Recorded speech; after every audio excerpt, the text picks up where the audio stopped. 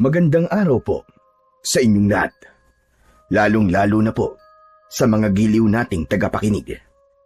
Narito na naman po tayo sa paglalahad ng isang natatanging kwento ng isang binatang sinubok ng katatagan sa buhay. Ang may 20 taong gulang na si Flavio ay isang panday ng iba't ibang klaseng sandata.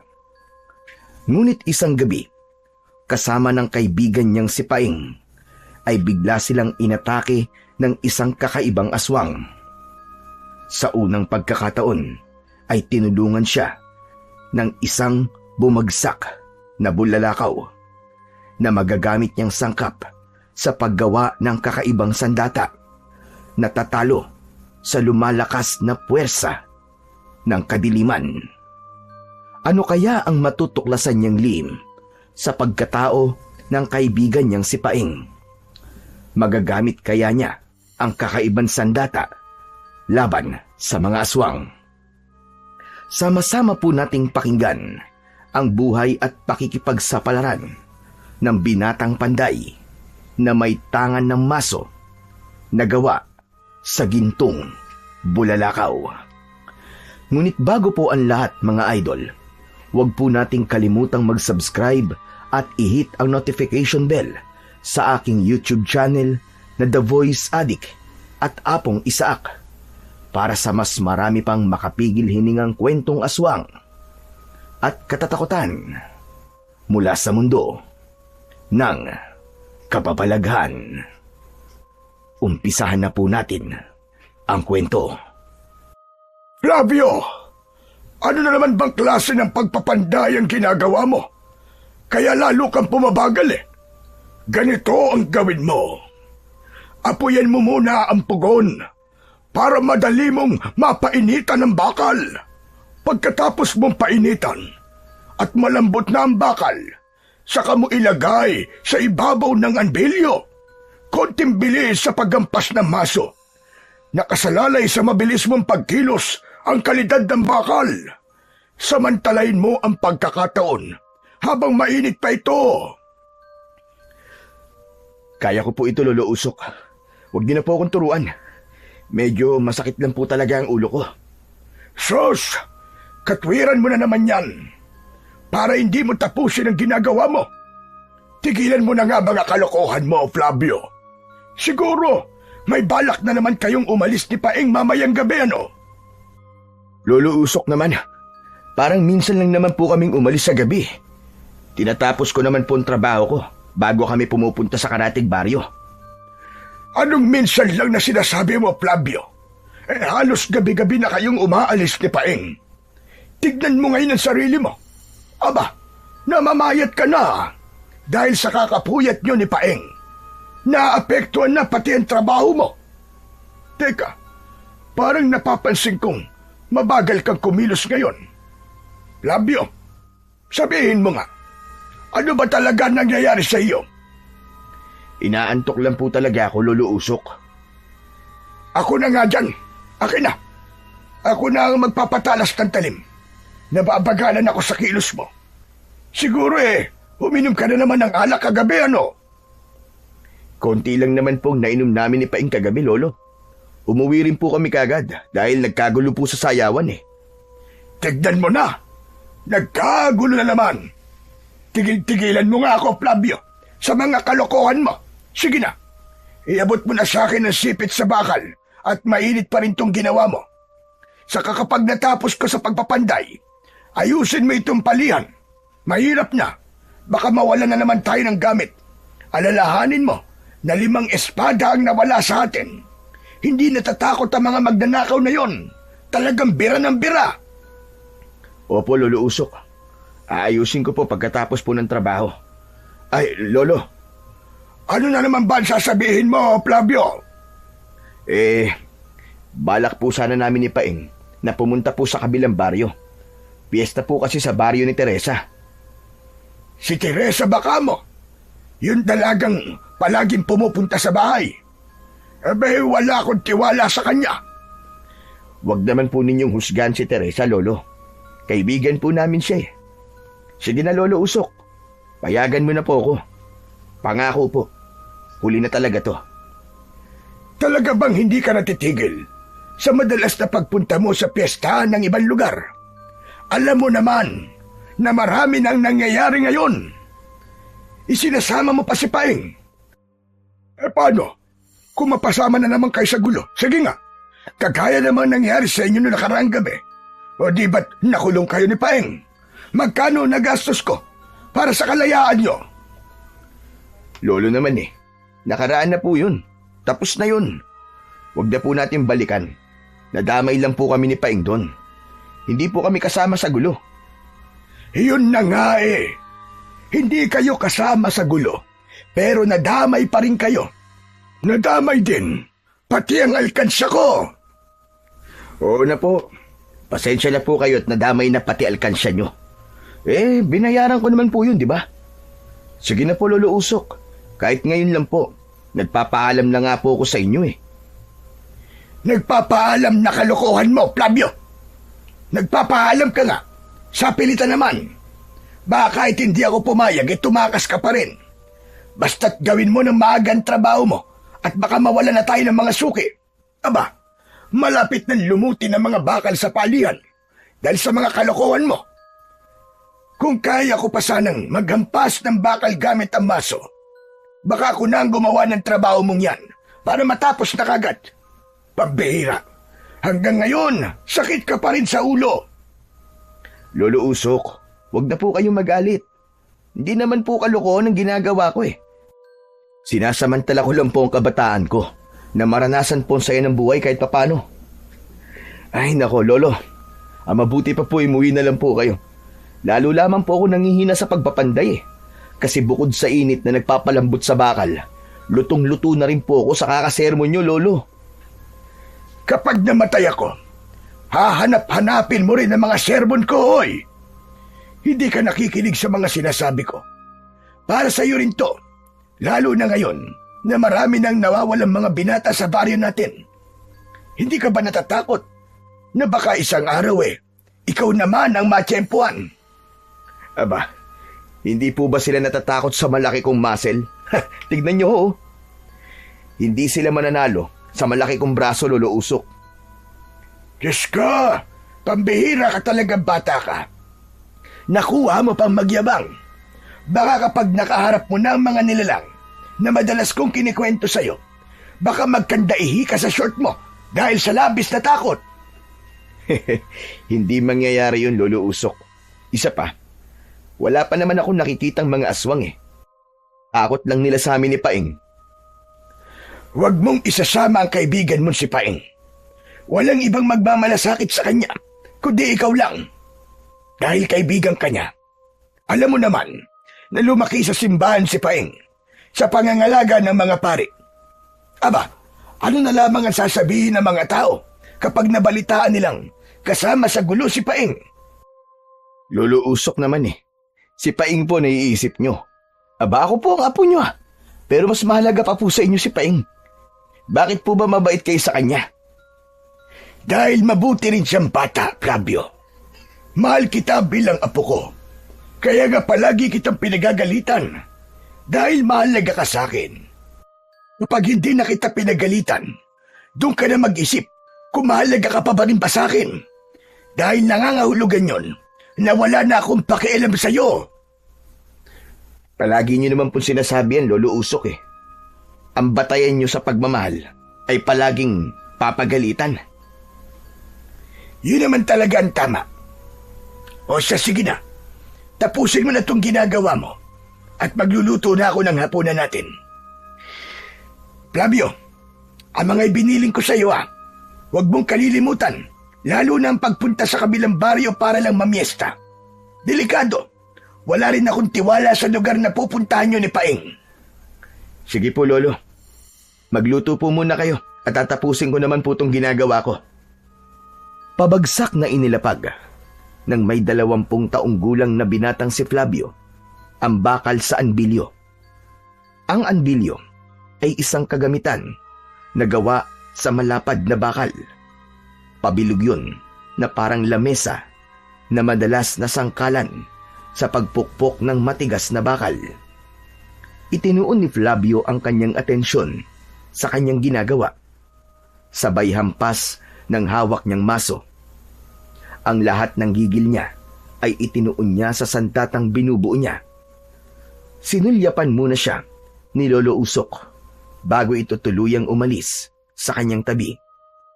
Sa isip niya, pupunta pa rin siya sa kabilang baryo para mamiesta. Kahit hindi pumayag sa kanya ang matanda, meron silang usapan ni Paing na magkikita sila sa pandayan. Pagpapanday ng mga sandata ang pangunahing hanap buhay ni Flavio.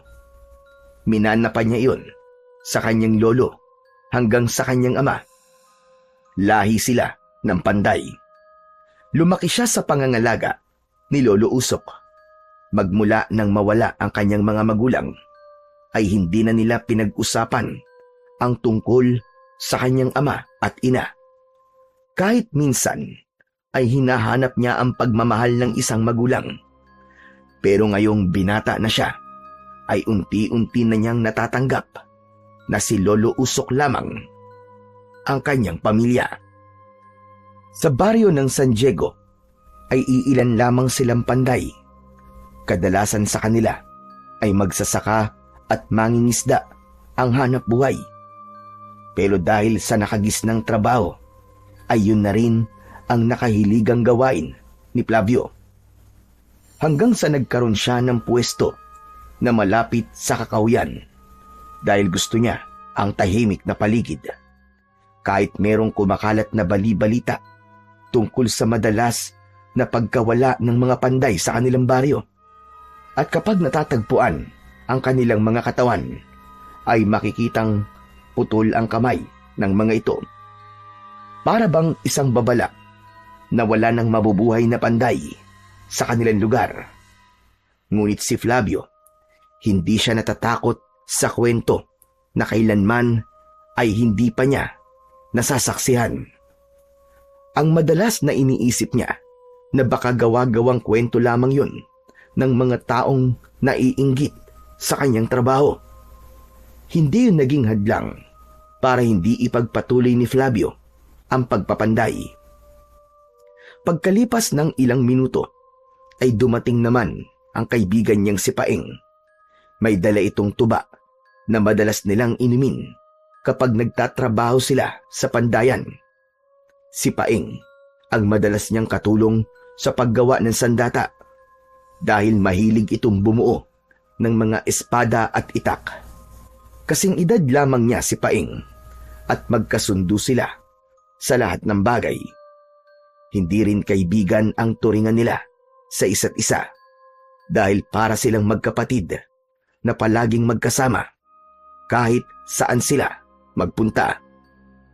Tol! Tol! Hindi pa ba yan tapos? Malapit na to. Tatapusin ko na to para hindi na ako mapagalitan ni Lolo Usok. Paniguradong pinagalitan ka na naman ni Lolo Usok, no? At kasama na naman ang pangalan ko sa pagsisermon niya sa'yo. Tama ba ako? Bakit? May iba pa bang pangalan na babanggitin si Lolo Usok? Ikaw lang naman ang palagi ko nakakasama. Basta mamaya tuloy tayo, ha? Wala nang atrasan to. Oo, wala nang atrasan yun. Alalahanin mong nakapagsabi na tayo kay Teresa na sa kanila tayo mamimiesta. Sus, kunwari ka pe. Yung totoo, balak mo talagang ligawan si Teresa. Aminin mo na kasi. Hindi ikaw ang gusto nun eh. Ikaw ang kursunada nun. Hindi ko naman gusto si Teresa eh. Wala pa kasi sa isip ko magnobya. Kapag nagkaroon ako ng kasintahan, dalawa na sila ni Lolo Usok ang pipigil sa akin sa pag-inom-inom ko ng alak. Madadagdagan lang ang sakit ng ulo ko panigurado. Wala na talaga akong laya nun. At kapag may nobya na ako, palagi lang kami mag-aaway dahil hindi nasusunod ang mga gusto ko. Basta para sa akin, sakit lang talaga sila ng ulo. Konti lang ang sinabi ko. Ang dami mo namang kagad na sabi. Pambihira ka. Parang nahahawa na tuloy ako sa'yo eh. Hindi naman sa ganun, tol. Pag-isipan mo rin at piliin ng nobya na popormahan mo. Pero para sa akin, mga bata pa naman tayo eh. May tamang panahon para sa pagpasok sa isang relasyon. Sa ngayon, magsaya muna tayo sa buhay ng malaya at binata. Pag-ipunan natin ang paglagay natin sa tahimik para may maipagmalaki naman tayo sa magiging biyanan natin. Sa bagay, may punto ka tol sa sinabi mo. Pero teka, bakit ba napunta ang usapan natin sa pag-aasawa? Aba syempre, hindi naman na tayo pabata. Pupunta rin tayo sa pagtanda. Kaya sige na, buksan mo na ang alak natin at simulan na natin ang pagdiriwang ng mga binatang sawi. Tumagay ka na muna. Nang pagpunta natin sa pistahan ay wala nang hiya-hiya. Banat na kung banat sa paghataw sa sayawan. Sabay na nagkatawanan ang magkaibigan nang iabot ni Paeng ang basong may laman na tuba kay Flavio. Tinanggap niya ang baso. Saglit na itinigil ni Flavio ang pagpapanday at naupo sa harap ni Paeng. Tinikman niya ang pulutang dala nito para sa kanya. Saka muling nagkwentuhan tungkol sa masasayang karanasan nila. Para bang ilang taon na silang hindi nagkita. Kahit kahapon lamang ay magkasama pa sila. Mula sa katatapos pa lang na piyestahan sa kabilang baryo. Pero ngayon, ang piyesta naman na pupuntahan nila ay ang malaking baryo ng San Vicente. Mas masaya ang piyesta na yon dahil marami ang palaro at mga palanyag na masayang puntahan. Pagkatapos nilang maubos ang tuba, ay nagsimula na ang magkaibigan sa pagpapanday. Seryoso sila sa kanilang mga ginagawa, kaya hindi nila namalayan na madilim na pala ang paligid. Hindi rin sila pwedeng maligo dahil pagod na ang kanilang katawan. Kaya naman, ang lilinisan na lang nila ay ang mantsa ng bakal sa kanilang mga kamay, gamit naman ang katas ng kalamansi.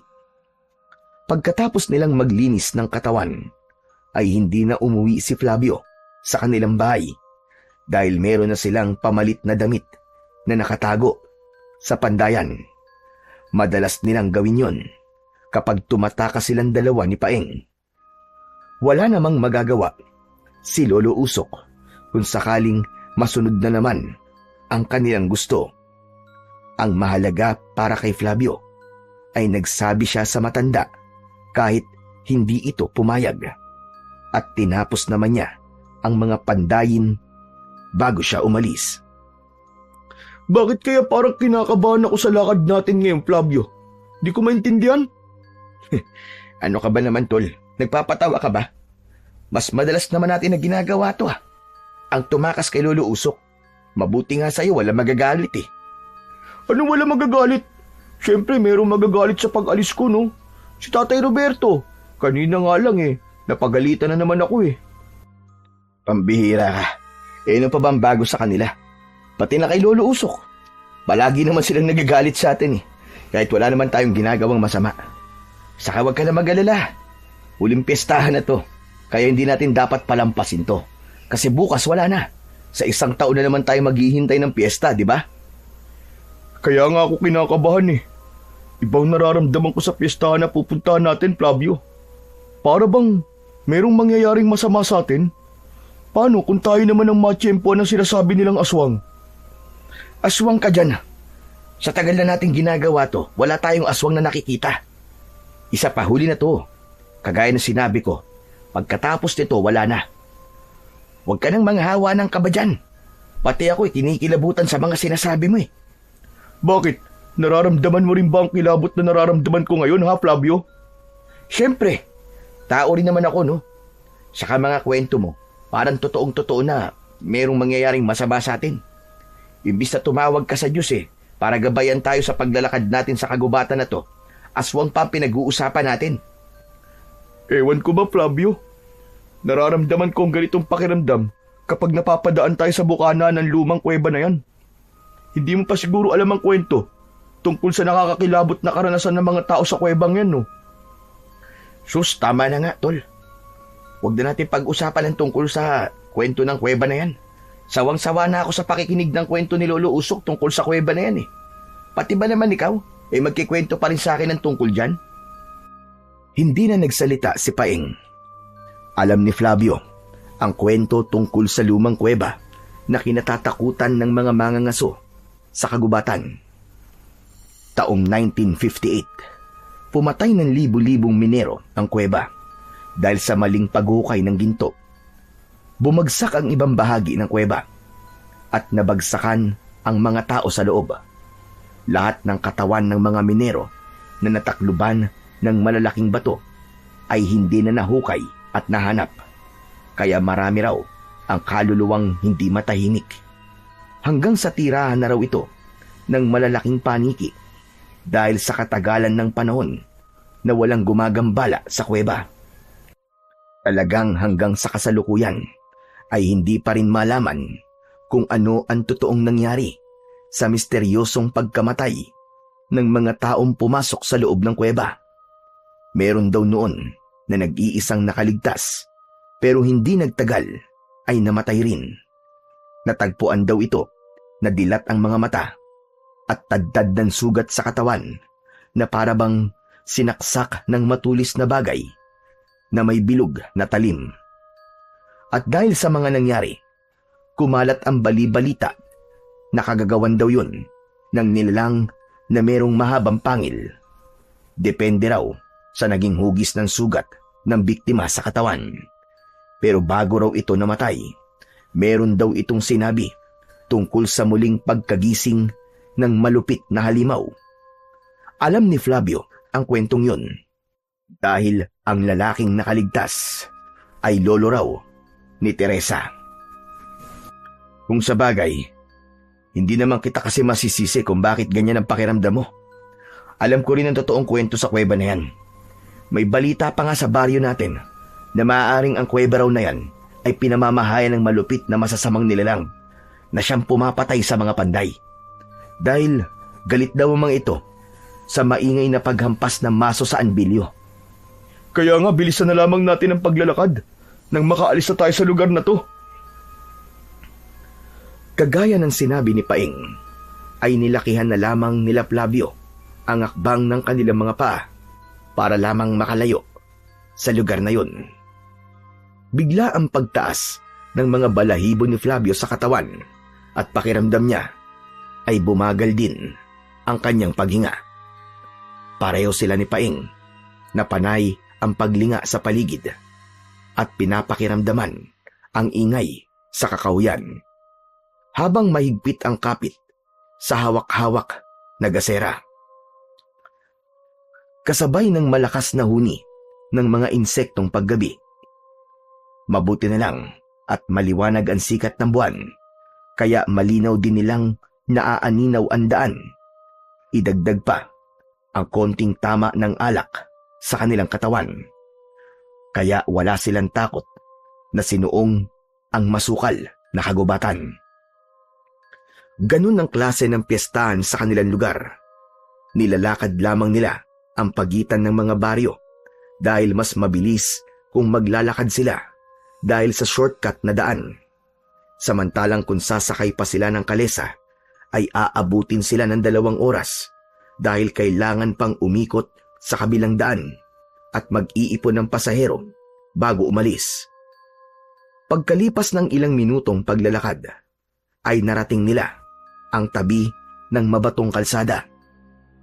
Walang ibang ingay na maririnig kundi ang nagmamadaling yabag ng paa ng magkaibigan.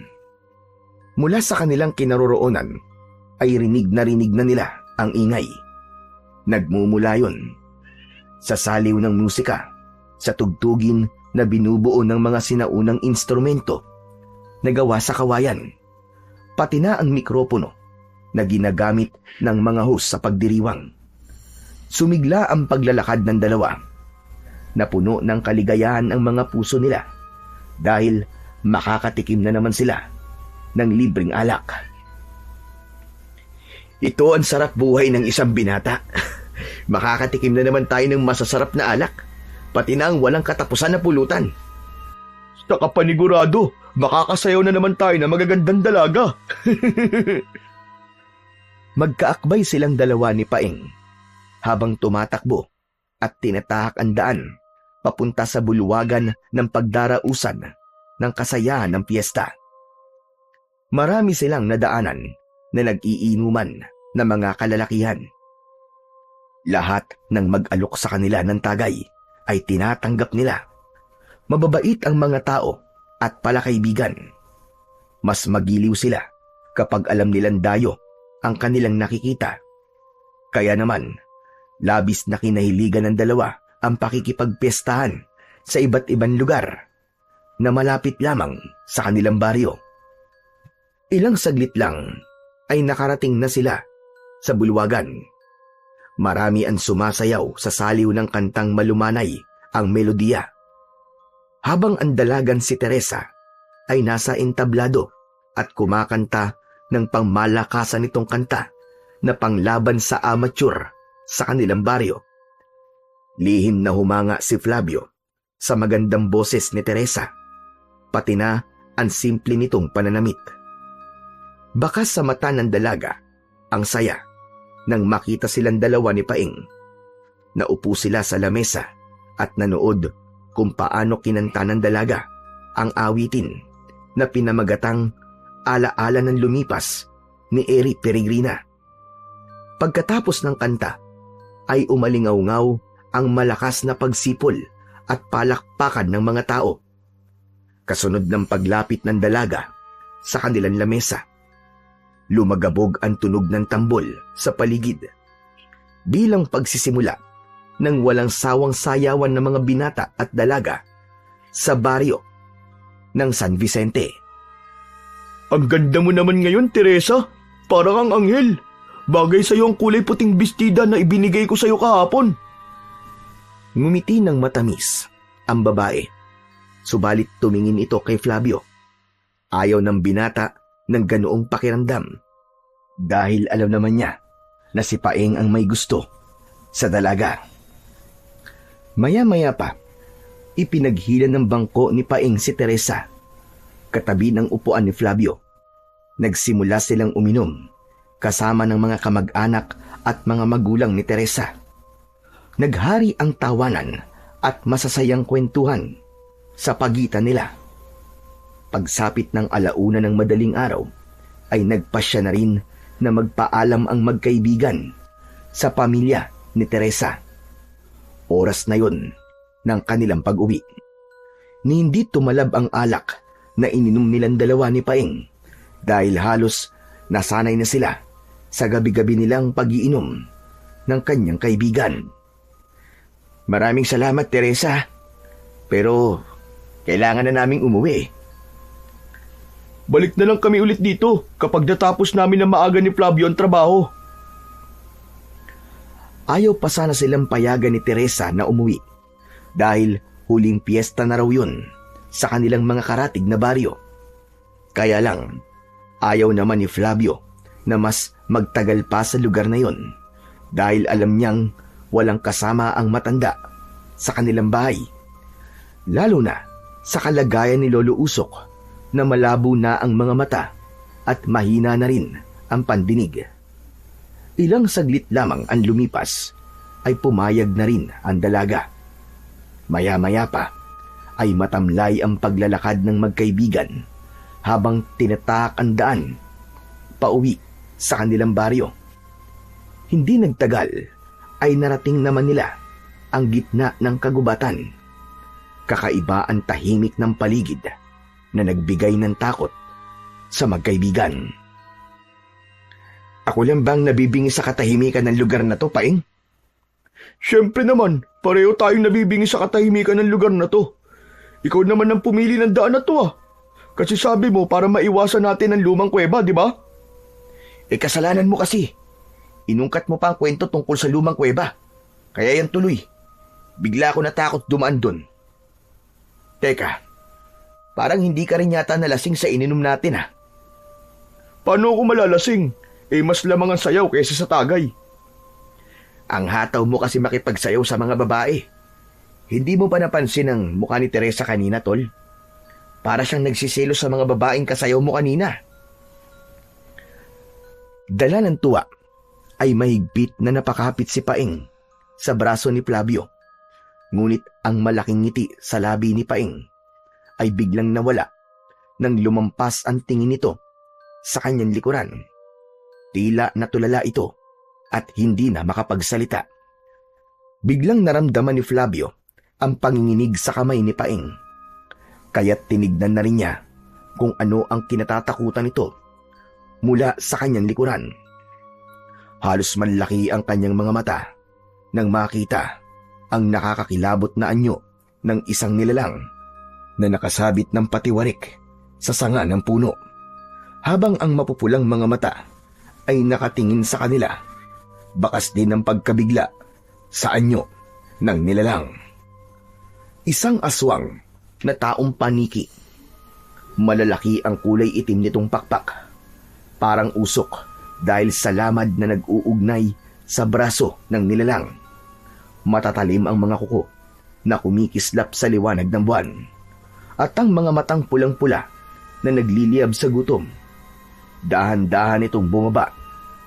Ikinampay ang pakpak na parang sinisikap na hindi marinig ang kaluskos. Humampas sa kanila ang mabahong singaw ng hangin mula sa katawan ng taong paniki, habang ang ngipin ay nakalitaw at umaangil na parabang galit na asong nauulol.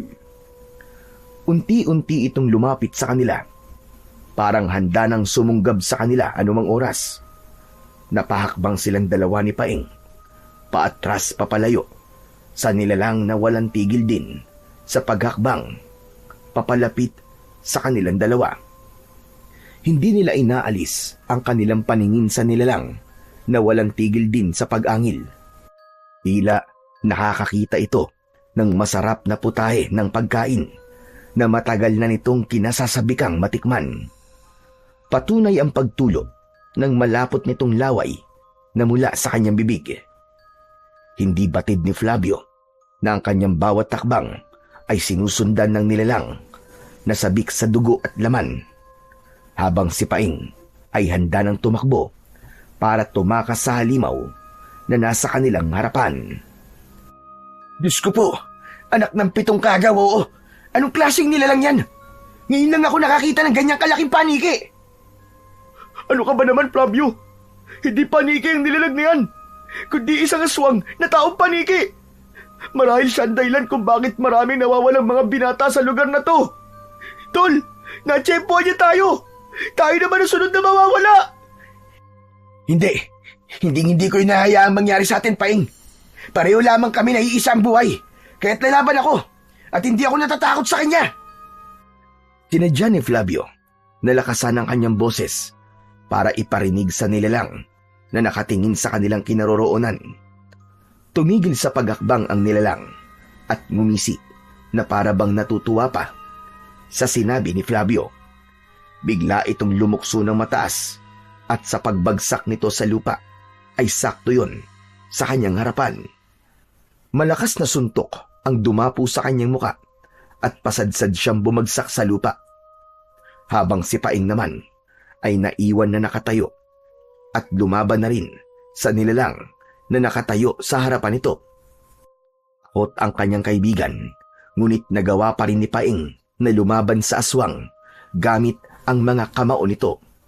Tinamaan ng suntok ni Paeng ang muka ng aswang na taong paniki, ngunit bumaling lang ang muka nito sa kabilang direksyon.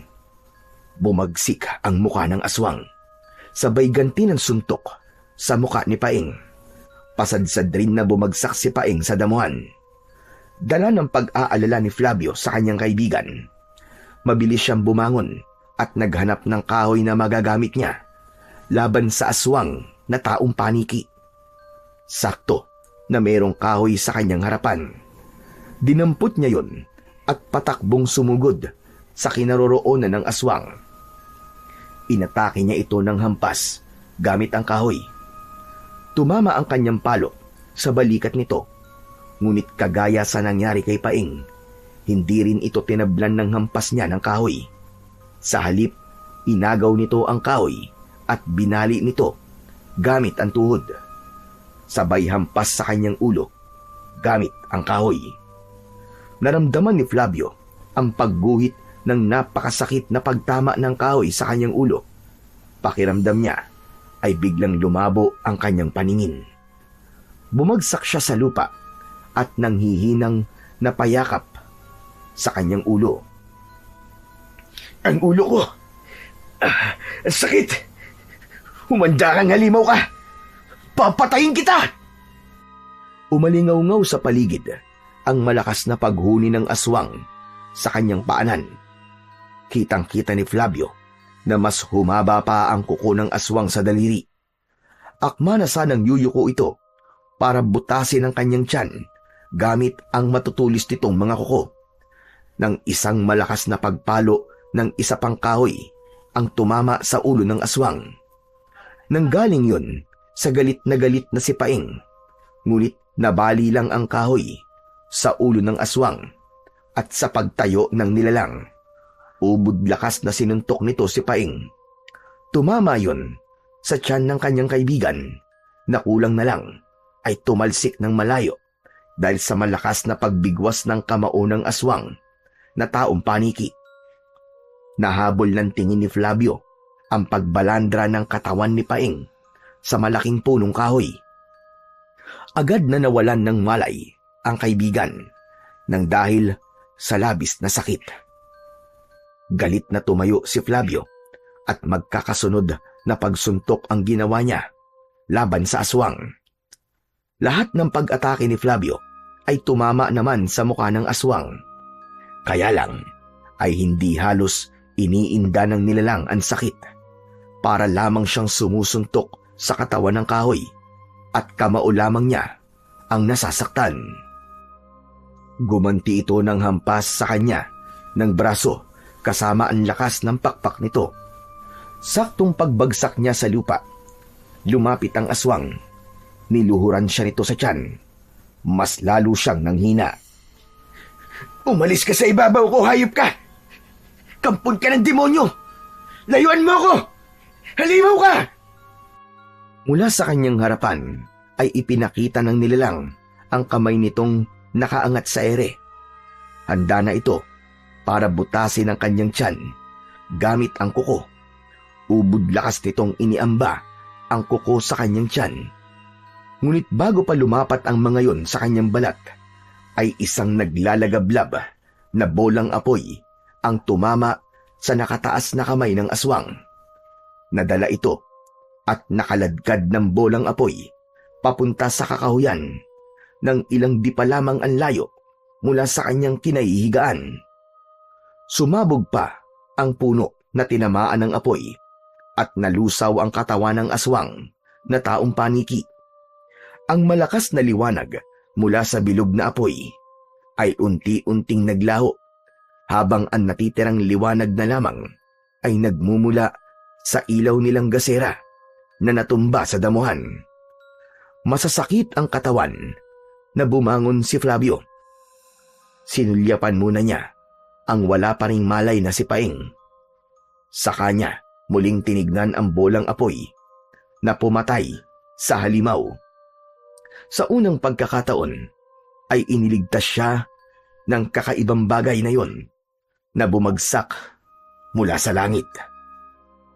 Diyos ko, alam kong paraan mo po ito para mailigtas kami ng kaibigan ko.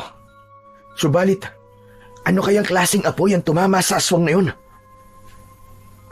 Habang pabulong na nagsasalita si Flavio, ay dahan-dahan din siyang naglalakad papalapit sa kinaroroonan ng bumagsak na apoy. Paglapit niya, ay nakita niya pa ang nakakalat na abo ng aswang sa lupa. Ganon din ang abo na nakadikit sa isang bagay na bumagsak mula sa langit. Diyos ko, alam kong paraan mo ito para mailigtas kami ng kaibigan ko.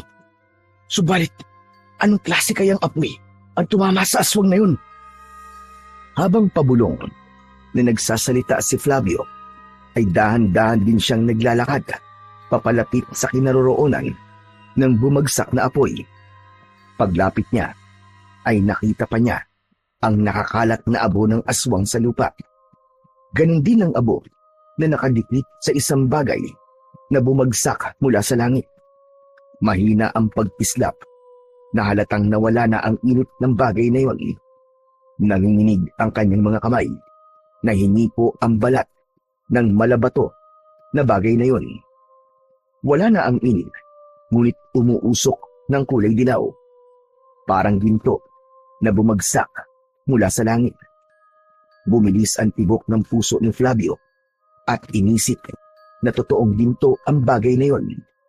Ngunit nang mahawakan niya ang magaspang na balat ng bato, ay isang bagay lamang ang lumitaw sa kanyang isipan. Hindi kaya ito ang tinatawag na bulalakaw na madalas na naikikwento sa akin ni Lolo Usok? At sa pambihirang pagkakataon, nagpakitang gintong bulalakaw para iligtas ako. Kung ganito kalakas ang epekto ng bagay na to sa katawan ng aswang, marahil kaya rin itong bumuo ng sandata panlaban sa mga nilalang na umatake sa amin kanina. Diyos ko, kapag nagkataon, meron na akong magagamit na bagay laban sa mga nilalang na katulad ng aswang na mukhang paniki.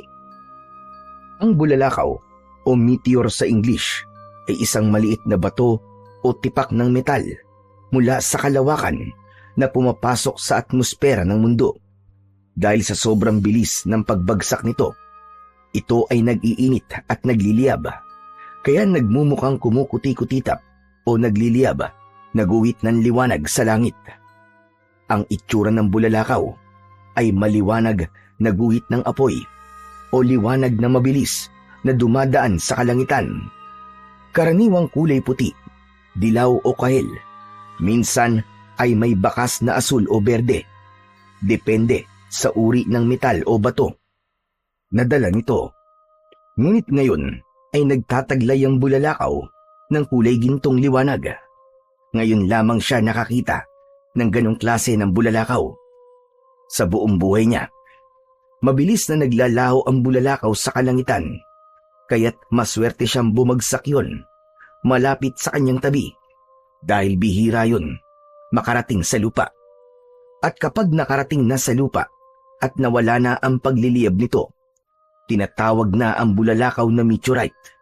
Kaya nabalot ng tuwa ang puso ni Flavio habang nabubuo sa kanyang isipan ang mga binabalak niyang gawin sa bulalakaw. Dinampot ni Flavio ang bulalakaw at pagkatapos ay ibinalot sa kanyang damit. Tila nawala ang sakit ng kanyang katawan dahil natuwa sa kanyang mga nasaksiyan. Nilapitan ni Flavio ang nakahandusay na si Paeng at yumuko sa tabi nito.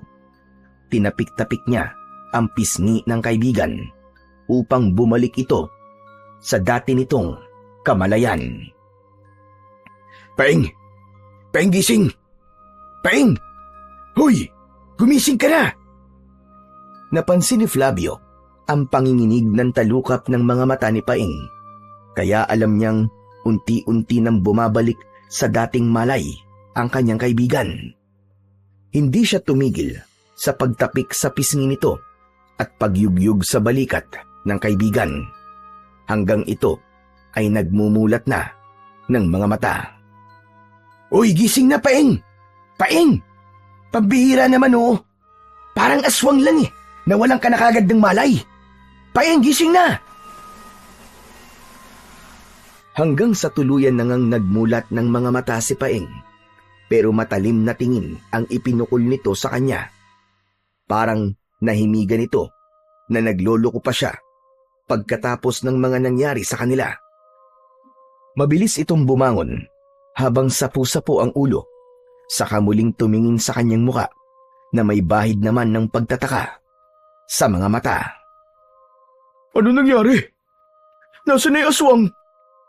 Huwag mo nang hanapin ang aswang dahil umalis na siya. Natakot sa akin. Napatakbo ko. Pagsisinungaling ni Flavio sa kanyang kaibigan. Ginawa niya yon para hindi na humaba pa ang usapan.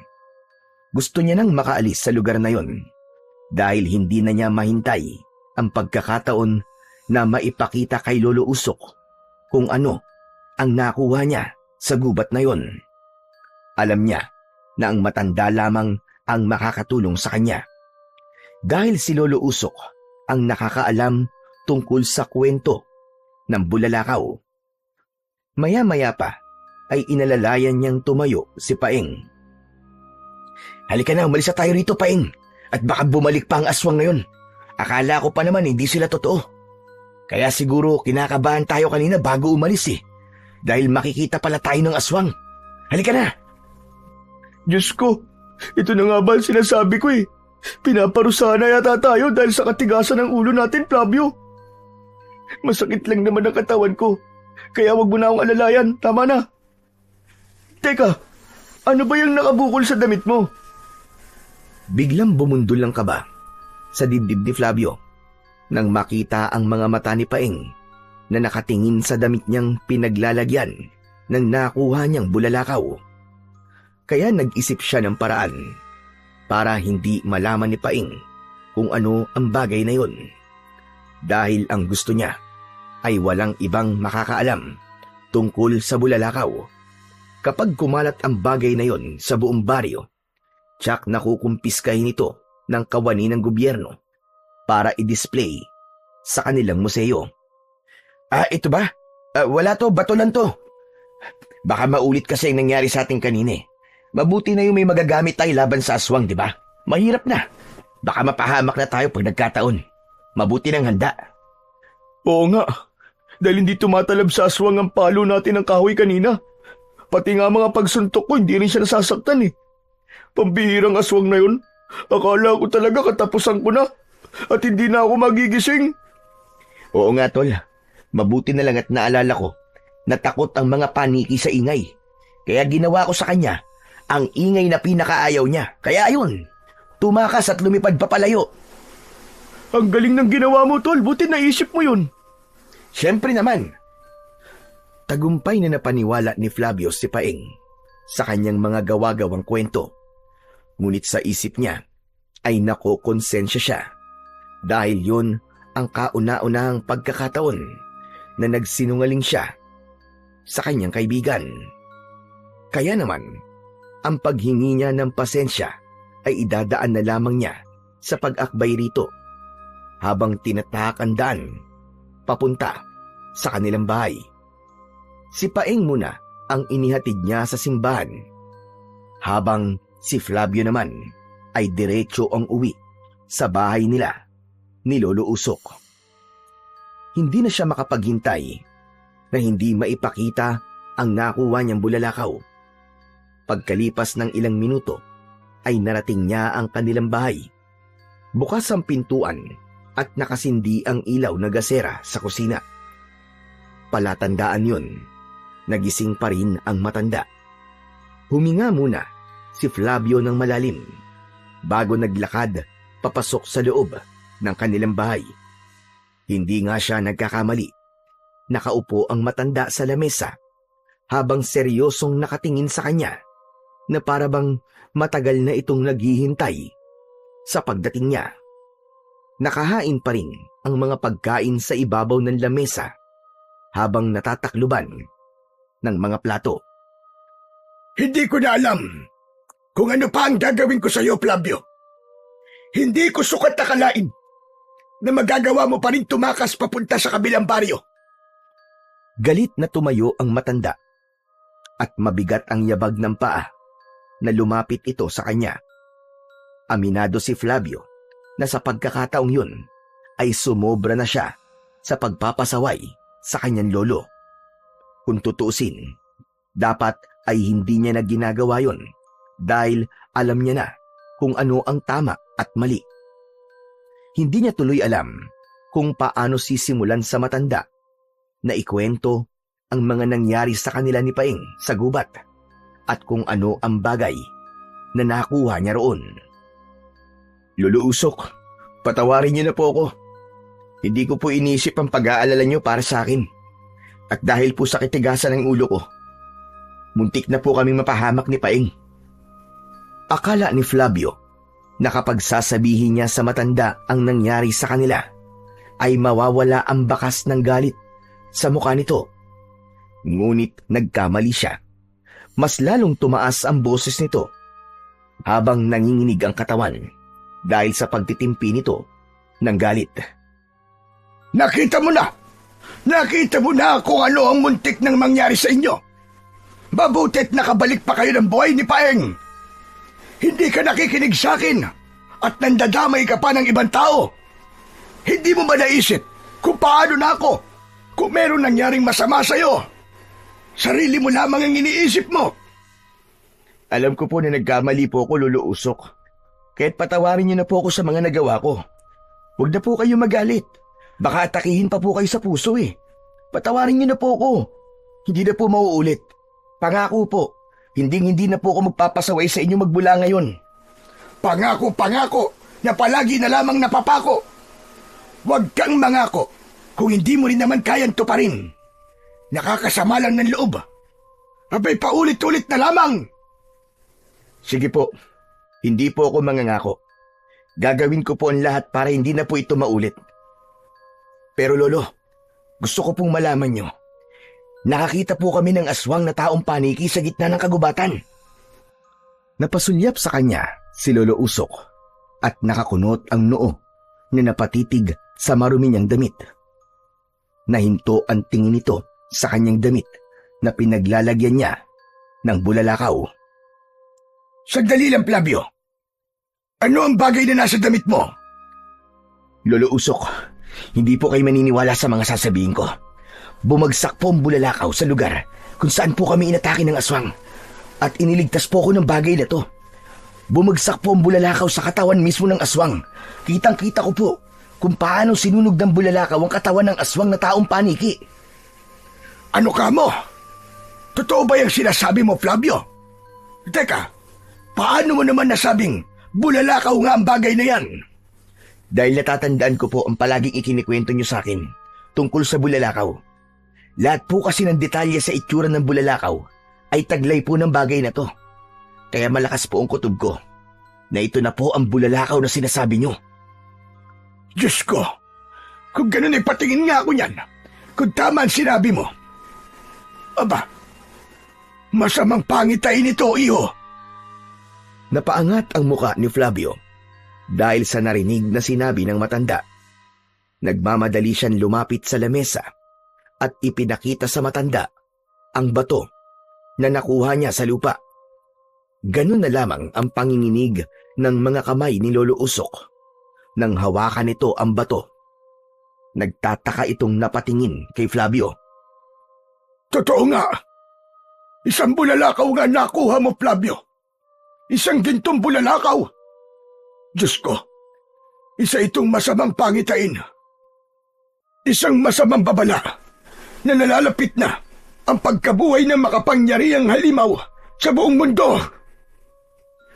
Muntik nang masamid si Flavio sa malakas na boses ng matanda. Naluluwa si Lolo Usok na sinipat sa ilawang gasera ang bulalakaw. Bakas ang takot sa mga mata nito at bigla rin ang pagbundol ng kaba sa kanyang dibdib. Akala niya suwerte ang dala ng bulalakaw, subalit nagkamali siya dahil isa pala yung banta sa kanilang buhay. Teka, Lolo Usok. Hindi po ba kayo nagbibiro sa sinabi nyo? Hindi mo po ba ako tinatakot sa bagay na yan? Kung galit po kayo sa akin, huwag na po kayong gumawa ng kwento para takutin pa ako. Hindi kita tinatakot, Flavio. Totoo ang sinasabi ko. Kung natatandaan mo sa kwento ko, hiniling mo na makakita ng bulalakaw dahil gusto mo makagawa ng isang sandata na may sangkap ng gintong bulalakaw. Ngunit nagalit ako sa inon dahil sabi ko, lagim ang atid ng bulalakaw na tatama sa lupa. Biglang bumalik sa isip ni Flavio ang tagpong sinasabi ni Lolo Usok. Nang maalala niya lahat, ay nanghihina siyang napaupo sa bangko, paharap sa lamesa. Kung sa'yo nagpakita ang bulalakaw at iniligtas ka niya sa tiyak na kamatayan, nangangahulugan na ang buhay mo ay pangalawa na lamang at may utang ka sa bulalakaw na to. Ang buhay mo ngayon ay iikot sa isang misyon. Misyon na ano po, Lolo Usok? Misyon na patayin ang aswang na matagal nang nabubuhay sa mundo natin. Ang pinakamalakas na halimaw na papatay sa mga tao para sa panibagong pag-aalay sa kanyang buhay. Siya ang kakaibang nilalang na kumukuha ng dugo at buhay ng tao para siya naman ang mabuhay. Diyos ko, ngayon pa lang ay natatakot na ako para sa iyo, Apo. Matanda na ako at hindi ko alam kung paano kitang matutulungan pagdating sa pakikipaglaban sa kasamaan. Dati ko nang alaman tungkol sa gintong bulalakaw, pero hindi ko alam na ikaw pala ang makakakuha nito. Ikaw rin pala ang gagamit sa matagal ko nang itinatagong kulay itim na libro. Ano kanyo, Lolo Usok? Itim na libro? Nasaan po ang libro? At para saan po yun, Lolo Usok? Saglit lang. Maghintay ka rito at kukunin ko ang libro sa aking lumang baul. Inilapag ng matanda ang bulalakaw sa ibabaw ng lamesa at pumasok ito sa loob ng silid nito. Habang si Flavio naman ay naiwan na nakatitig sa bulalakaw. Hindi niya maipaliwanag ang takot na nararamdaman niya nang maalala ang sinabi ni Lolo Usok. Ilang minuto lang ang lumipas ay bumalik ang matanda. Dala ang maliit na libro na halos kasinlaki lamang ng palad ni Flavio. Balot yon ng kulay itim na tela at ang panlabas na balot ng aklat ay may nakadisenyong maso. Sa itsura ng manipis na libro ay luma na yon at matagal nang hindi nabubuklat. Heto, kunin mo ang mahiwagang itim na libro. Kung mapapansin mo, isang maso ang nakaguhit na larawan sa labas ng pabalat nito. Kinuha ni Flavio ang libro at isa-isang binuklat ang mga pahina. Nalantad sa kanyang paningin ang larawan mula sa guhit kamay ng taong gumawa nun. Isang paraan kung paano mabubuo ang mahiwagang maso na gawa sa gintong bulalakaw. Ang maso ang tumalo sa halos 1,000 aswang na taong paniki. At ang maso rin ang naging dahilan kung bakit nakatulog ang hari ng aswang na nagngangalang Lizardo. Nakalagay din doon ang kakayahan ni Lizardo, kakayahang humigop ng buhay ng tao sa pamamagitan ng pagsakal nito sa leeg ng kanyang mga biktima. Muntik mabitiwan ni Flavio ang aklat dahil sa biglang pagbalot ng kilabot sa kanyang buong katawan. Ang libro na yan, Flavio, ang susundan mo para magawa ang sandatang katulad na nasa larawan. Kailangan gawin mo yan mula hating gabi hanggang 3:00 ng madaling araw sa loob lamang ng 1 linggo. Gagawin mo yan nang walang ibang tao na tutulong sa'yo. Kailangan masunod ang bawat paraan nang wala kang nakakalimutang detalye. Paano po kung hindi ko na lang po gawin ng maso, Lolo Usok? Magmula nang iligtas ka ng bulalakaw, nangangahulugang ikaw ang pinili niya. Ikaw ang itinakda para muling patayin ang haring si Lizardo. Wala kang karapatang umatras. Dahil kung hindi mo yung gagawin, kasama ka namin na mamamatay at muling mag-ahari ang lagim sa buong daigdig. At siya rin ang dahilan kung bakit wala nang nabubuhay na panday sa baryong ito. Kung ganun ho, si Lizardo pong pumapatay sa mga panday sa baryo natin? Akala ko ba hindi pa siya nagigising? Gising na siya, Flavio. At yun ang dahilan kung bakit nagpakita sa iyo ang bulalakaw. Ang paglitaw ng aswang na taong paniki, ang mga senyales na buhay na ulit ang hari ng mga aswang. Maaaring marami na siyang buhay na kinuha para lamang siya ang mabuhay. Gagawin niya ang lahat para tuluyang mawala ang mga hadlang sa kanyang paghahari. Kung siya po ay muling nabuhay, nangangahulugan na meron po siyang alagad na gumagawa ng paraan para siya ay buhayin. Tama ka, Flavio. Isang alagad na tapat at sumumpa ng katapatan sa lahat ng salin ng kanyang lahi. Kaya nararapat lang na matalo na ang alagad niya para matapos na ang pag-asik ng lagim ni Lizardo. Isang malalim na buntong hininga ang pinakawalan ni Flavio habang nakatingin sa nag-aalalang si Lolo Usok. Naniniwala siyang ang pagpapakita ng bulalakaw sa kanya ay tanda ng nalalapit na pagsalakay ng mga aswang na taong paniki, at ang paglitaw ng aswang kanina ay indikasyong nagsisimula na ang mga ito sa paghasik ng lagim.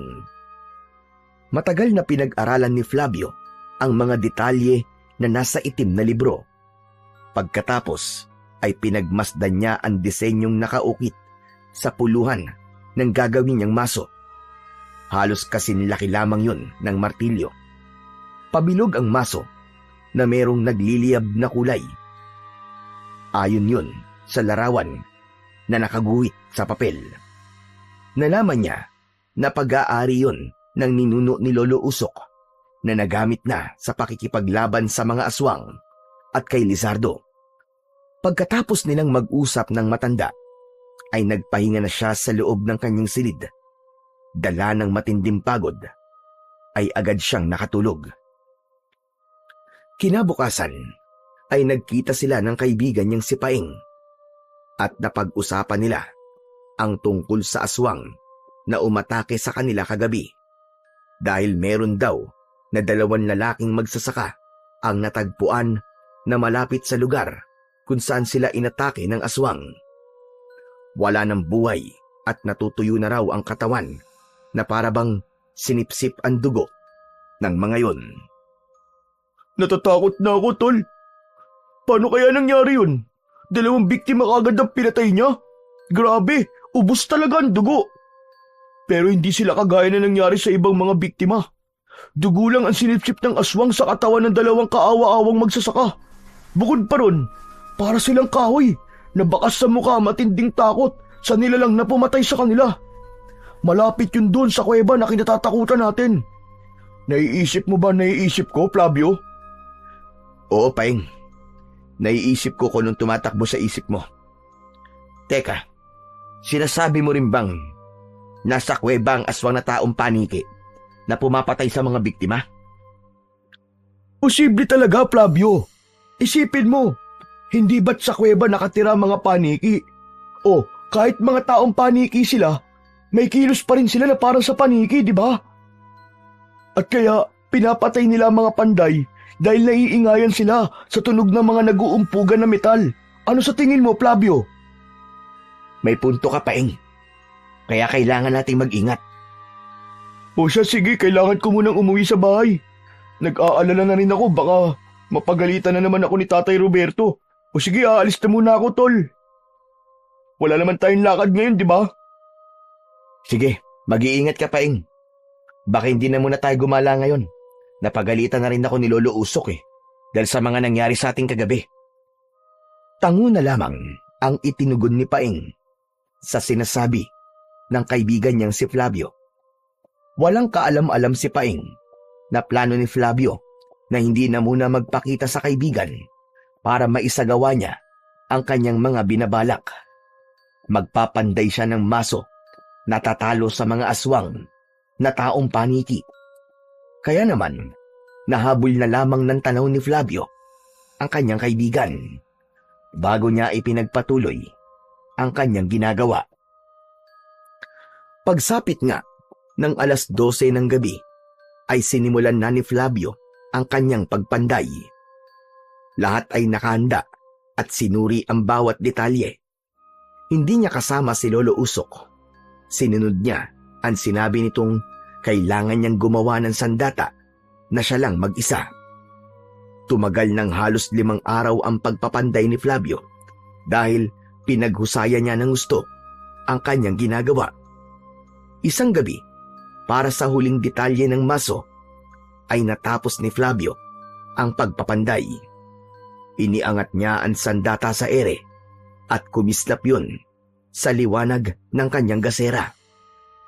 Mula sa kanyang mga kamay ay butil-butil din ang pawis na lumalabas sa kanyang noo. Nabitiwan ni Flavio ang maso.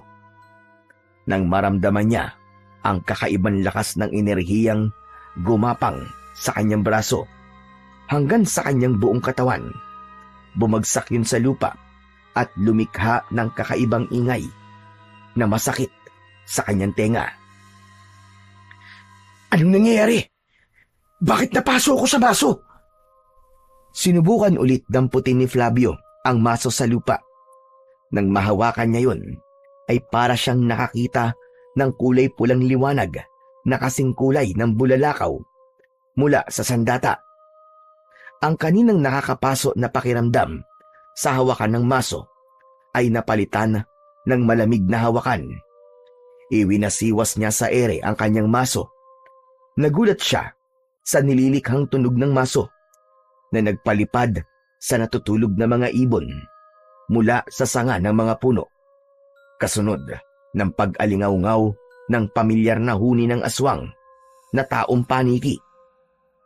Napalabas siya ng kanyang pandayan at tinignan ang ingay sa paligid. Hindi niya akalain na ang pagaspas ng pakpak sa impapawid ay galing sa pakpak ng mga aswang na taong paniki. 5 halimaw ang bumaba sa lupa habang nakangising nakatingin sa kanya.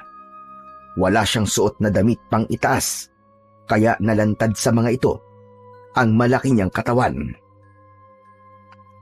Mga anak kayo ng Teting. Ngayon masusubukan ko ang lakas ng kapangyarihan ng bago kong gawa na maso. Ang malas niyo naman. Huling gabi niyo na to.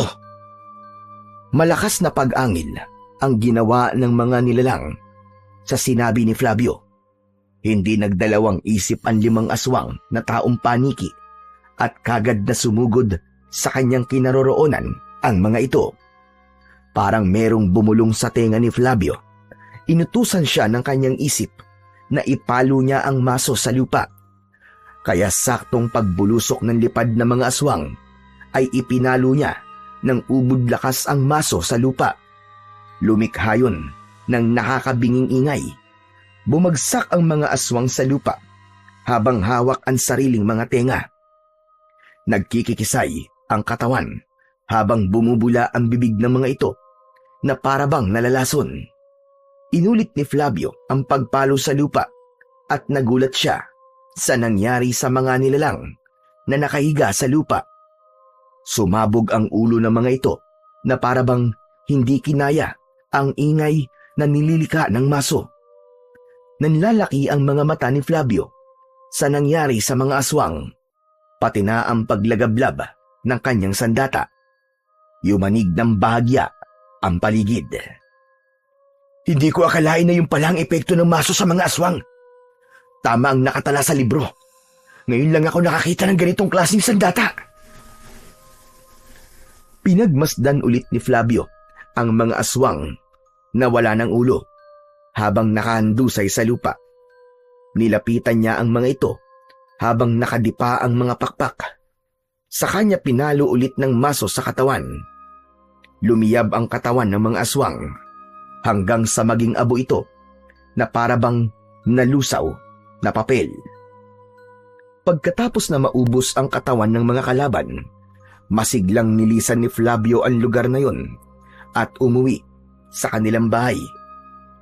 Pagkalipas ng ilang minutong paglalakad, ay narating niya ang kanilang kubo. Pumasok siya sa loob at nakita niyang naghihintay sa kanya si Lolo Usok. Agad namang ikinuwento ni Flavio sa matanda ang nangyaring sagupa nila ng mga aswang kanina. Kung ganon, nararamdaman na nila ang presensya ng maso na nabuo mo, Apo. Nagulat nga po ako sa epekto ng maso sa katawan nila, Lolo Usok. Simula pa lang yan ang laban, Apo. Kaya't mag-iingat ka. Marami na ang susubok na patayin ka para maagaw sa'yo ang makapangyarihang maso na yan. Pagtapos nilang mag-usap ni Lolo Usok, ay nagpaalam na siya para magpahinga. Ilang araw din siyang walang maayos na tulog dahil sa kanyang pagpapanday sa maso. Ngunit hindi naman siya dinalaw ng antok. Nanatili siyang nakatingin sa bubong ng kanyang silid habang ang kanyang diwa ay nananatiling gising. Abala sa pag-iisip ng mga dapat niyang gagawin dahil sa oras na makaharap niya si Lizardo, siguradong isa sa kanila ang mamamatay. Dahil hindi na natulog si Flavio, maaga siyang bumangon at naghanda ng mga gagamitin niya sa pagpapanday. Itutuloy niya na ang natigil niyang gawain. Balak na niyang tapusin ang pagpapanday sa mga sandata para sa kanyang mga suki na matagal nang naghihintay sa kanya. Flavio, parang hindi ka natulog kagabi. Maaga ka kasing bumangon ngayon. Tama ho kayo, Lolo Usok. Hindi nga po ako nakatulog. Nag-aalala po kasi ako sa mga nangyari kagabi. Huwag mo nang isipin yun. Ang mahalaga, may sandata ka na magagamit laban sa kanila. Teka, ano bang plano mo ngayon? Pupunta ka ba sa pandayan? Sana po, Lolo Usok. Bala ko na po kasing tapusin ang mga naiwan kong pandayin. Aba, baka magalit na po sa atin ang mga nagpapagawa ng sandata. Mabuti pa nga. Siya nga pala, unahin mong gawin ang ipinapapanday ng lalaking dayo. Matagal na yun. Baka bawiin na ang bakal. Yun na nga po ang uunahin ko, Lolo Usok. Pagkatapos na maihanda ni Flavio ang mga gamit, ay lumabas na siya sa kanilang bahay. Tinahak niya ang daan papunta sa kanyang pandayan. Ilang saglit lang ang lumipas, ay narating niya ang pandayan. Ibinaba niya ang kanyang mga kagamitan at inilapag sa lamesa. Kinuha niya ang bakal na matagal nang nakasabit sa dingding. Si Lolo Usok ang tumanggap sa serbisyo na yon ng lalaking dayo. Yun na ang kanyang uunahin. Hindi pa man siya nagtatagal sa pagpapanday. Dumating si Paing. Seryoso ang mukha nito at bakas ang galit sa mga mata. Tinanong niya ito kung ano ang problema. Ngunit umiwas ito at ito ang nagtanong kung nasaan si Lolo Usok. Nasa si Lolo Usok, Flavio? Nasa bahay siya. Teka, bakit mo naman hinahanap si Lolo Usok? Ano ba nangyayari sa'yo? Meron lang akong itatanong sa kanya, Flavio. Kung gusto puntahan mo na lang doon sa bahay. Bumalik ka na rin dito kagad at magpapatulong ako sa iyo sa pagpapanday. Depende sa isasagot sa akin ni Lolo Usok, Flavio. Napaangat ng muka si Flavio at napatitig sa muka ng kaibigan. Bakas sa mukha nito ang galit. Napakunot ang kanyang noo dahil sa pagtataka. Halata rin ang panginginig sa katawan ni Paing at pamumula ng mga mata nito. Hindi maipaliwanag ni Flavio kung bakit bigla siyang kinabahan sa anyo na yon ni Paing. Paing, sabihin mo nga, may problema ba? Bakit ka nagkakaganyan? Meron lamang akong gustong itanong kay Lolo Usok. Sige na, aalis na ako. Babalik ako kagad dito kapag nakapag-usap na kami. Nahabol na lamang ng tanaw ni Flavio ang papalayo niyang kaibigan. Isang malalim na buntong hininga ang pinakawalan niya at muling ipinagpatuloy ang pagpapanday sa sandatang nakalapag sa anbilyo. Maya-maya pa ay nagulat siya sa pagdating naman ng isang lalaki na seryosong nakatingin sa kanya. Wala itong imik na dumampot ng mga bakal sa tabi niya at hinawakan ang natapos niyang sandata. Ito na ba ang espada na pinapagawa ko kay Tatay Usok? Natigilan si Flavio nang marinig niya ang boses ng lalaki. Mahaba ang manggas ng suot nitong damit at halata ang maputla nitong balat habang nakasuot ng salakot na gawa sa abaka. Hindi ito tumitingin sa kanya, ngunit abala sa pagdampot ng mga sandata sa lamesa. Kaya naman, hindi na nakatiis si Flavio na hindi magtanong sa lalaki. Ano hong kailangan niyo sa mga sandata ko? Ikaw po ba ang kausap ni Lolo Usok na nagpapapanday ng espada? Oo, ako nga yun. Ilang beses na ako nagpabalik-balik dito, pero palagi kang wala at hindi kita natsitsyempuan. Mawalang galang na ho. Sino ho ba kayo? Ako si Ardo. Kukunin ko na ang sandatang pinapagawa ko. Matagal na yun. Naiinip na ako sa paghihintay. Isa pa, gagamitin ko na yon sa paligsahan na gaganapin sa piyestahan. Gusto ko kasing malaman kung hindi pa ako kinakalawang pagdating sa pakikipaglaban gamit ang espada.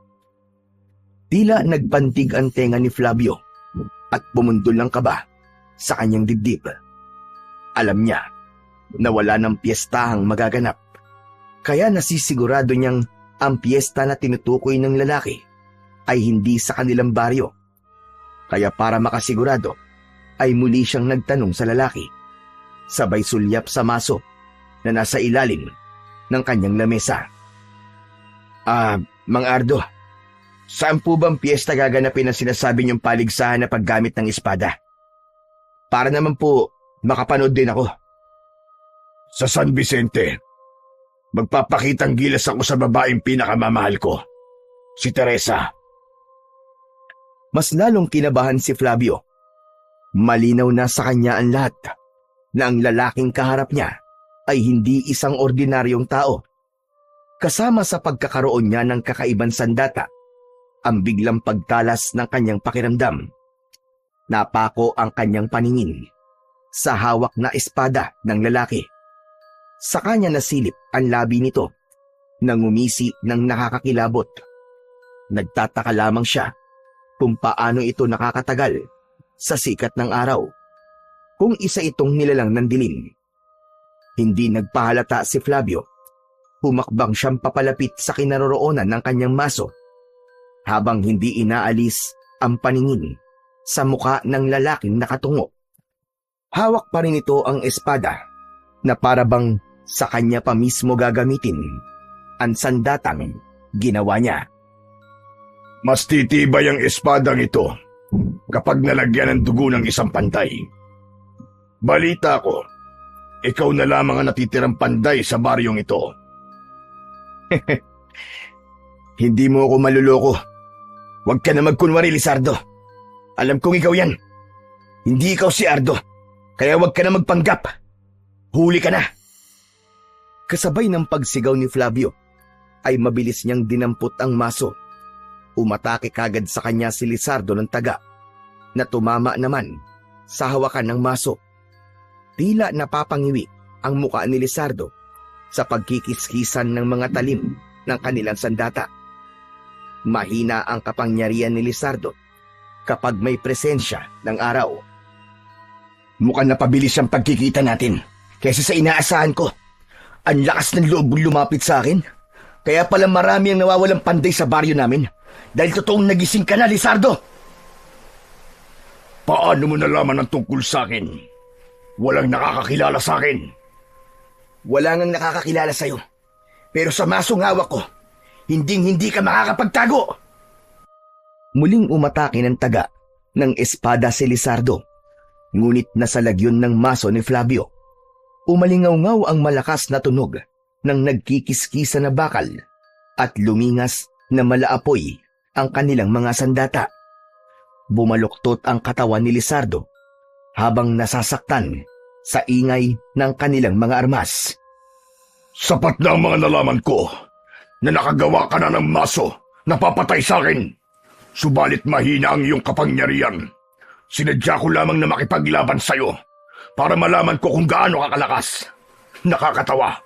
Hindi ang tulad mo ang dapat kong katakutan dahil matutulad ka rin sa mga panday na pinatay ko.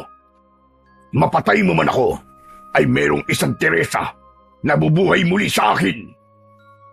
Pagkasabi ni Lizardo, ay humakbang itong papalayo sa kanya. Tila inanam lang nito kung gaano kalakas ang kanyang sandata. Ngumisi ito ng nakakaloko. Isang malakas na pagbato ng espada ang tumama sa muka ni Flavio. Nag-iwan yun ng konting sugat sa kanyang pisngi na nagdulot ng labis na galit sa kanyang dibdib.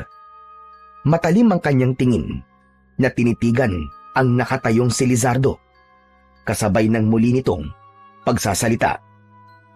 Ibinabalik ko na sa iyo walang kwenta mong sandata na pinanday para sa akin. Meron akong nakalaan na panlaban sa maso mong inutil ka. Hindi pa roon natatapos ang aking pag-iiganti sa ginawa ng tatay mo sa akin.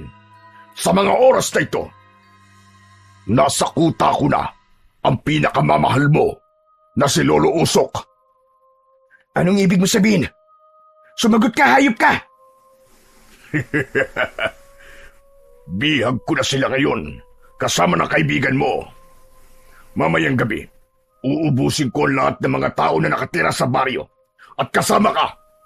Kaya mahalagang pumunta ka sa lugar na malapit sa aking tirahan. Ibigay mo sa akin ang ulo ng tatay mo, kapalit ng ulo ng kaibigan at Lolo Usok mo. Nagkakamali ka. Patay ng tatay ko. At hindi ko siya nakilala simula na magkaisip ako. Hindi totoo yan. Hindi ko siya napatay. Itinago ka niya sa akin sa loob ng mahabang panahon. Ako rin ang pumatay sa iyong ina. Marahil hindi mo pa alam na isa akong immortal na walang kamatayan. Hindi ako tumatanda. Kapag nakakasipsip ako ng dugo ng bata o binata, ay nagbabalik ako sa dati kong anyo. Imposible na wala kang kamatayan. Kaya ka natatakot ng ganyan. Dahil nakagawa na ako ng sandatang papatay sa'yo. Wala akong pakialam kung sino ka man o isa kang immortal. Dahil ako ang huling panday na papatay sa'yo. Tandaan mo yan, Lizardo. Sa oras na masaktan mo, lolo ko, uubusin ko ang kahuli-hulihan ng lahi mo. Pati na ang hininga mo, ay babawiin ko sa'yo. Ginagawa yan. Hindi sinasabi. Paalam na. Hanggang sa muli nating pagkikita. Panday. Sa pag-ikot ni Lizardo sa harapan ng pandayan ni Flavio, ay mabilis itong nakaalis. Para bang may itim na usok na naiwan sa lugar kung saan ito nanggaling. Isang malalim na buntong hininga ang pinakawala ni Flavio habang nangihinang napaupo sa bangko. Mabilis siyang tumayo at tumakbo papunta sa kakawyan. Tinahak niya ang daan pauwi sa kanilang bahay para makasigurado kung totoo nga ba ang sinabi ni Lizardo. Pagkarating niya sa kanyang tirahan, tumambad sa kanyang paningin ang mga nagkalat na gamit sa lupa. Siraan dingding na gawa sa sawali. Halatang nanlaban pa ang kanyang lolo sa mga alagad ni Lizardo na kumuha sa mga ito. Magulo ang kanyang isip na napakuyom ang kanyang kamao habang ang kabilang kamay ay mahigpit na hawak ang maso. Pagbabayaran niyang ginawa niya sa nanay ko, pati na ang pagkuha sa kaibigan at lolo ko. Humanda ka. Ngayon pa lang ay hahanapin kita, Lizardo. Tutugisin kita at pipinuhin kita hanggang sa mamatay ka. Umalingaw-ngaw ang malakas na boses ni Flavio sa harapan ng kanilang bahay. Kaya lang ay naramdaman niya na parang may mga matang nakamasid sa kanya. Sa kanyang paglingon sa paligid ay tila nahagip ng kanyang mga mata ang biglang pagtago ng isang tao sa likod ng puno. Pero nang lapitan niya yon upang tignan, ay biglang nawala ang anino na nakita niya kanina at nasundan na lamang niya kung saan nagpunta ang taong nakita niya. Hindi na siya nagdalawang isip. Mabilis siyang tumakbo papunta sa kakawyan at tinahak ang daan papunta sa kinaroroonan ng kuweba. Galit na galit si Flavio nang tahakin niya ang daan papunta sa tagpuan nila ni Lizardo. Ngunit bigla siyang hinarangan ng mga lalaking merong mga dala na espada. Gulat na gulat siya dahil lahat ng mga lalaking nakaharang sa kanyang daan ay may hawak na espada. Yun ang mga espadang nawala sa kanilang pandayan. Kung ganun, kayo pala ang magnanakaw ng aking mga espada. Balak niyo pang igisa ako sa sarili kong mantika, ha? Lintik lang ang walang ganti. Sa pagkuha niyo sa lolo ko at sa kaibigan ko, magbabayad kayong lahat. Ito na magiging katapusan ninyo. Isang malakas na pagpalo ng maso ang ginawa ni Flavio. Tumama yon sa katawan ng lahat ng mga lalaking sumugod sa kanyang kinaroroonan. Isang mabilis na pag-ikot sa ere ang ginawa niya at paikot na ipinalo sa katawan ng mga ito ang maso. Halos magkakasabay na bumagsak ang mga kalaban sa lupa habang namimilipit sa labis na sakit. Hindi pa nasiyahan si Flavio. Pinaghahampas niya ng maso ang mga nakahigang lalaki at pinatay niya sa pamamagitan ng pagpukpok sa ulo ng mga ito. Tumalsik at dumikit sa kanyang muka ang dugo ng mga alagad ni Lizardo. Hanggang sa nasunog ang katawan ng mga ito. Mahihina ang mga aswang kapag may presensya pa ng araw sa paligid. Ngunit taglay pa rin nila ang hawa at dugo ng pagkaaswang. Nang maubos ang kanyang mga kalaban, ay tinahak na niya ang daan papunta sa kagubatan. Ilang beses na sinubukan ng mga alagad ni Lizardo na pigilan siyang makarating sa kinaroroonan ng kuweba. At sa hindi inaasahang pangyayari, ay hindi niya napansin ang pagbagsak ng malaking puno sa kanyang katawan. Tumama yun sa kanyang balikat. Naramdaman niya ang pag-agos ng mainit na likido mula sa sugat niya sa balikat. Agad na nagdilim ang kanyang paningin at ang huli niyang narinig ay ang paghalakhak ng tawa ng boses ni Teresa. Hindi niya akalain na si Teresa pala ang babaeng bumuhay sa natutulog na si Lizardo. Nagising ang natutulog na diwa ni Flavio sa malakas na pagsigaw ni Lolo Usok habang ginigising siya nito gamit ang paa. Flavio! Flavio, gumising ka! Gumising ka, apo! Imulat mo ang mga mata mo! Lumaban ka! Iniiling-iling ni Flavio ang kanyang ulo para mawala ang nararamdaman niyang hilo. Nang magmulat siya ng mga mata, ay tumambad sa kanyang paningin ang nakagapos na matanda at ang kaibigan niyang si Paeng. Nasa loob sila ng malaking kuweba na maraming aswang na taong paniki ang nakabitin sa kisame ng kuweba. Lahat ay nagbabantay sa kanila sa harap ng nagliliyab na apoy. Napansin ni Flavio na nasa gitna ng nagbabagang apoy ang kanyang maso. Tila gustong tunawin ni Lizardo ang kanyang sandata. Nakita niyang nakatayo si Teresa. Maitim ang palibot ng mga mata nito na parabang wala na sa sarili. Habang si Lizardo naman ay nakaupo sa batong upuan at hawak ang isang baso na may laman na sariwan dugo.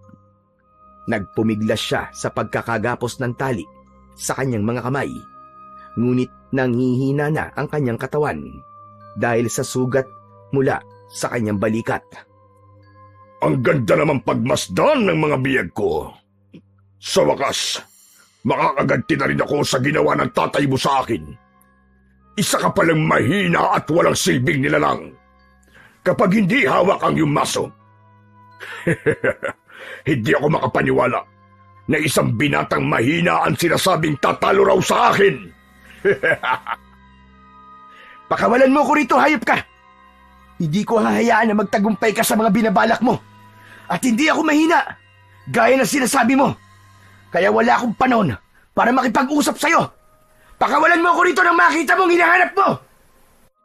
Nakangising tumayo si Lizardo. Pagkatapos ay lumapit kay Flavio. Hinawakan nito ng mahigpit ang kanyang leeg. Saka parang hinihigop ang kanyang lakas nang maglapit ang kanilang muka. Nagulat si Flavio sa paglapit ni Teresa. Hinila nito ang kamay ni Lizardo at sinabi na wala raw sa kanilang usapan na sasaktan si Flavio. Nagalit si Lizardo. Si Teresa ang sinakal nito sa leeg. Pagmasdan mo, Panday, kung paano kung papatayin ang babaeng ito. At pagkatapos ay kakainin ko mismo sa harapan mo ang matandang pinakamamahal mo. Pakawalan mo ko rito, hayop ka! At huwag ka naman damay ng ibang tao! Ako kailangan mo, di ba? Kaya ako labanan mo! Pakawalan mo ako! Buhay ng matanda ang kapalit dahil hindi mo dinala ang ulo ng tatay mong si Elias. Alam mo bang buhay pa siya at lihim lamang na nagbabantay sa inyo? Dahil ang buong akala niya ay hindi ko matutunto ng anak niya sa oras na muli akong magising.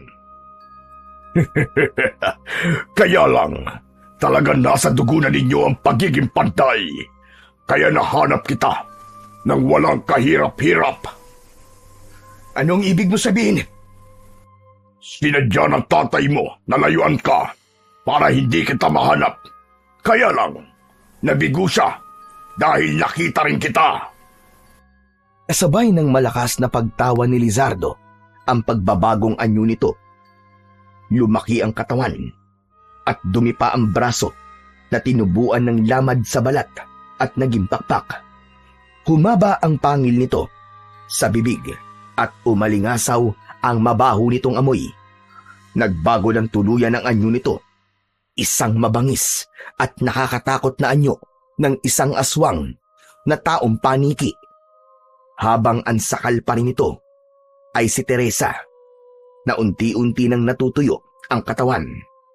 Wala nang nagawa si Flavio nang bumagsak sa sahig ng kuweba ang wala ng buhay na si Teresa. Hayop ka! Napakademonyo mo! Magbabayad ka sa ginawa mo kay Teresa! Wala na siyang silbi sa akin. Nakuha ko na gusto ko. Gusto mo bang ipakita ko sa inyo kung gaano ako kasama? Hindi na kailangan. Alam ko na kung gaano ka kasama. Dahil isa kang halimaw! Nanlaki ang mga mata ni Flavio nang sa pagharap ni Lizardo, dinampot nito ang katawan ni Teresa. Mula sa kanilang harapan ay kinain nito ang lamang loob ng dalaga. Si Paeng na nagkamalay ay nakita ang ginawa ni Lizardo kay Teresa. Nagwala ito dahil sa labis na galit. Hayop ka! Papatayin kita! Anong ginawa mo kay Teresa? Nilapitan ni Lizardo si Paeng. Sa kasinipa nito ang tiyan ni Paeng. Namimilipit sa sakit ang kanyang kaibigan habang umiiyak dahil sa ginawa ni Lizardo kay Teresa. Dala ng matinding galit ay nagwala si Flavio. Hindi niya maipaliwanag ang naramdamang malakas na enerhiyang gumapang sa kanyang katawan. Nagawa niyang masira ang lubid na nakagapos sa kanyang mga kamay. Kasabay ng kanyang pagsugod sa nakatayong si Lizardo, dinampot niya ang maso na nakalagay sa umaapoy na kahoy. Tila nawala ang init nang mahawakan niya ang maso. Nagulat si Lizardo sa bilis ng pangyayari, kaya hindi ito agad nakagalaw sa kinakatayuan. Habang hawak ni Flavio ang maso, bumalot ang liwanag sa kanyang buong pagkatao, kasabay ng pagpalo niya ng maso sa sahig ng kuweba. Yumanig ang yungib, nasaktan ang pandinig ng mga aswang na mukhang paniki na nasa loob ng kuweba. Ngunit nabigla si Flavio sa pagdating ng isang lalaking nakadamit ng kulay itim. Yun ang lalaking nakita niya sa kakahuyan. Nakipaglaban ito sa mga aswang na taong paniki gamit ang matalas nitong itak. Pagkatapos ay kinalaga nito ng tali sina Lolo Usok at Paeng. Inilabas ng lalaki ang dalawang bihag. Lahat ng humarang sa lalaking nagligtas sa kanyang lolo at kaibigan ay inatake naman niya ng palo sa katawan gamit ang kanyang makapangyarihang maso. Bumagsak ang mga ito sa sahig ng kuweba habang hawak ang sariling tenga. Kasunod ng pagsabog ng mga ulo nito, naramdaman ni Flavio ang pagtama ng kamao ni Lizardo sa kanyang likuran. Pasadsad siyang bumagsak sa sahig ng kuweba. Lumipad si Lizardo sa loob ng yungib at paulit-ulit siyang inatake ng kalmot gamit ang kuko nito. Isang mabilis na pagtayo ang ginawa ni Flavio. Niyakap niya ang ulo ng kanyang maso at ang malabulalakaw na liwanag na nanggagaling sa kanyang sandata ay inipon niya at hinagupit sa lumilipad na si Lizardo. Matitikman mo ngayon ang malupit na pagtama ng sandata ko. Ang maso na sinasabi mo mahina at inutil ang siyang gagamitin ko sa'yo para patayin ka! Isang malakas na pagpalo ng maso sa dingding ng kuweba ang ginawa ni Flavio. Yumanig ang paligid dahil sa malakas na pag-alingaw-ngaw ng tunog mula sa maso. Tila nakita ni Flavio ang malaapoy na tumama sa katawan ng lumilipad na si Lizardo. Bumagsak ito sa sahig. Habang umaangil sa matinding sakit na nararamdaman sa tenga, tumirik ang mga mata nito habang nakahawak sa sariling tenga. Inulit ni Flavio ang pagpukpok sa sahig ng kuweba gamit ang maso. Napasigaw ng malakas si Lizardo. Hindi ito maaari! Tama na! Tama na! Tigilan mo na yan! Tama na! Dahil sa labis na sakit na nararamdaman, ay lumipad sa itaas ng kuweba si Lizardo. Ngunit bumabangga lamang ito sa kisame at dingding ng kuweba. Isang malakas na pagpalo ulit ng maso sa sahig ng kuweba ang ginawa ni Flavio. Hanggang sa hindi na nakayanan ni Lizardo ang labis na sakit at muli itong nag-anyong tao upang maiwasan ang sakit na nararamdaman ito mula sa ingay ng maso. Isang malakas na suntok ang ginawa nito na tumama naman sa dibdib ni Flavio. Dumating ang lalaking tumulong sa kanya at lumukso ito pasipa sa nakatayong si Lizardo. Pasadsad na bumagsak sa sahig ng kuweba si Lizardo habang ang lalaking tumulong sa kanya ay umatake ng taga sa nakahigang kalaban. Nasalag ng kamay ni Lizardo ang sandata ng lalaki at nakaganti ito ng suntok sa muka ng lalaki. Maya-maya pa ay tumayo ito at nilapitan ang lalaking bumagsak sa sahig ng kuweba. Ikaw pala yan, Elias!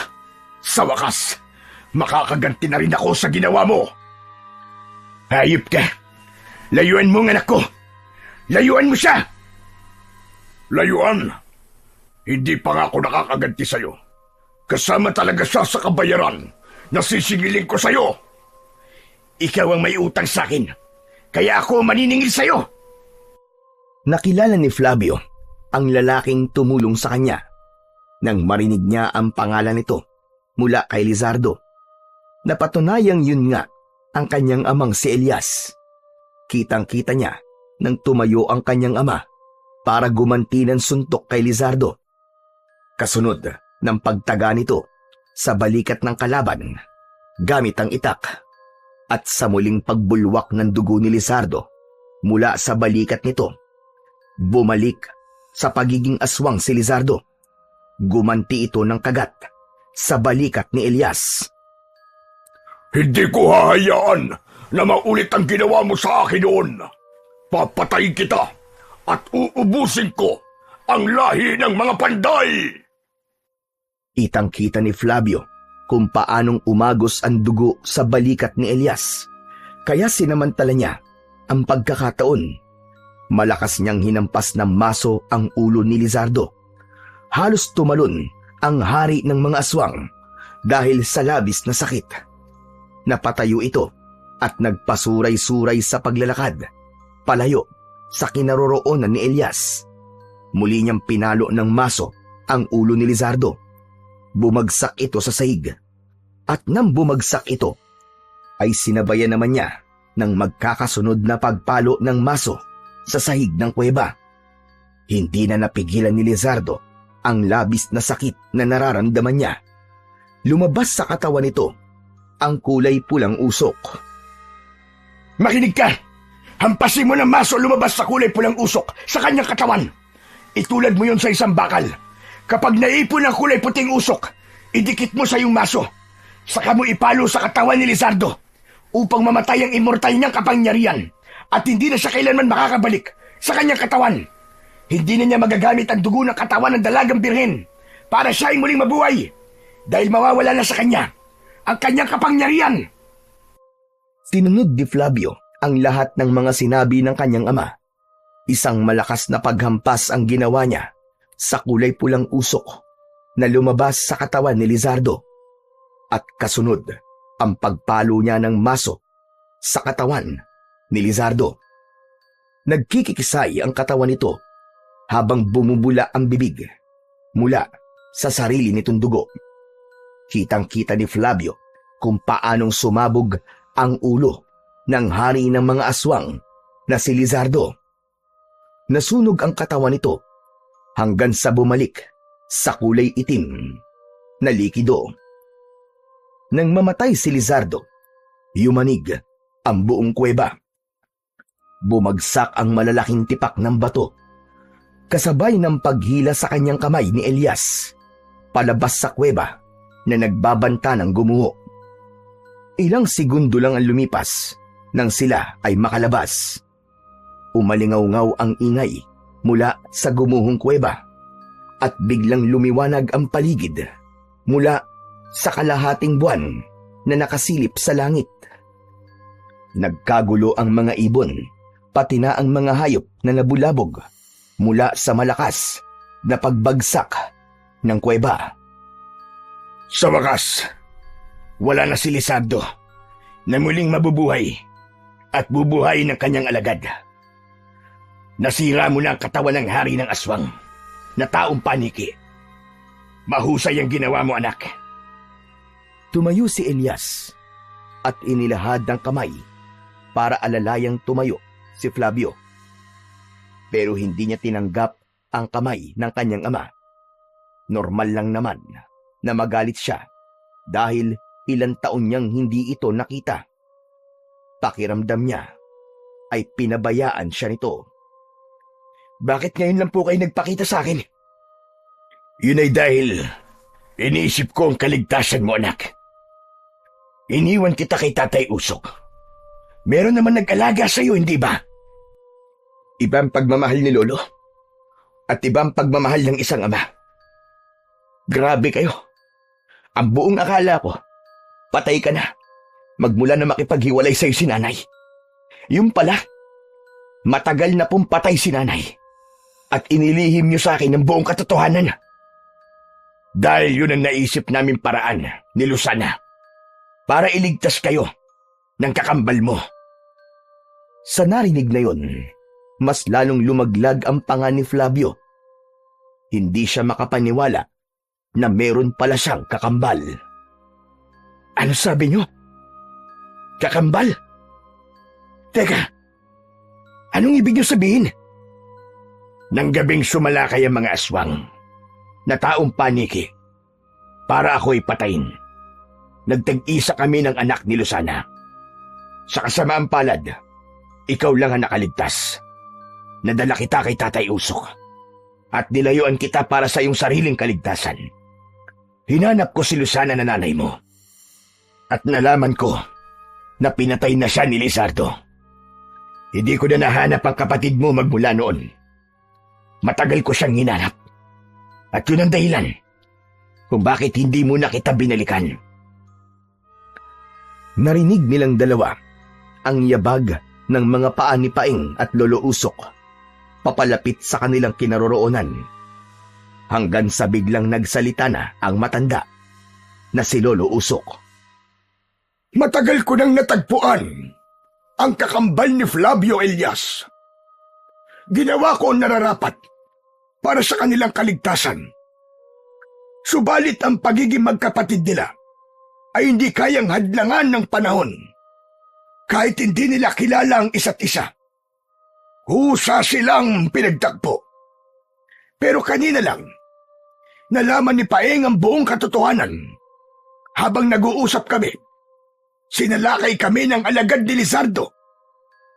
Lolo Usok, sadali lang. Ano pong ibig niyo sabihin? Patawarin mo ko, Flavio. Hindi ko alam kung paano ko ipagtatapat sa iyo ang buong katotohanan. Na si Paeng, ang nawawala mong kakambal. Nakuha siya ni Father Roberto. Itinago siya nito ayon sa kahilingan ng iyong ina. Alam din ni Roberto na ikaw ang kakambal ni Paeng at ako ang lolo niyo. Kaya ganun na lamang ang pag-aalala ko sa tuwing nalalaman kong magkasama kayong dalawa. Hindi ko akalain na maaamoy pa rin ni Lizardo ang pagiging dugo niyong panday. Kaya po ba, likas din kay Paeng ang pagkahilig sa pagpapanday? Dahil sa kapatid ko siya? Naluluwang napasulyap si Flavio sa kinaroroonan ng nakatayong si Paeng. Hirap itong makapagsalita dahil sa nabugbog nitong katawan mula sa pakikipaglaban kanina. Nilapitan niya ito at mahigpit na niyakap. Isang malakas na paghagulgol ng iyak ang narinig na tugon ni Flavio mula sa kanyang kapatid. Habang si Lolo Usok naman ay mahigpit na niyakap ang anak na matagal nang hindi nakita. Diyos ko! Buong akala ko talaga ay namatay ka na rin, Elias. Salamat sa Diyos. Ligtas ka at walang nangyaring masama sa iyo, anak. Tay, palagi naman po ako nakabantay sa inyo. Hindi niyo po ba naaalala na kapag walang-wala na kayong maisasaing na bigas, ay nagkakaroon kayo bigla ng bigas sa labas ng pintuan? Ako po ang gumagawa nun. Pero kailangan ko pang gawin na patago para lamang hindi masaktan ng mga anak ko. Pero magkaganon man, ay nahanap pa rin nila kayo. Lumapit ang magkaibigan na ngayon ay magkambal sa kanilang ama na umiiyak sa labis na kaligayahan. Yumakap ang dalawa sa kanilang ama at naintindihan kung gaano kahirap sa isang ama ang sakripisyong ginawa nito para lamang mabuhay silang magkapatid. Ang akala ko, wala na talaga akong pamilya, Tay. Alam nyo, madalas po kitang nakikitang nakabantay sa akin at inakala ko po na kayo ay isang aswang na nagpapanggap lamang na tao. Pero na maabutan kita, nakausap si Tatay Roberto at narinig ko ang mga pinag-uusapan nyo. Nalaman ko po ang buong katotohanan tungkol sa pagkatao ko.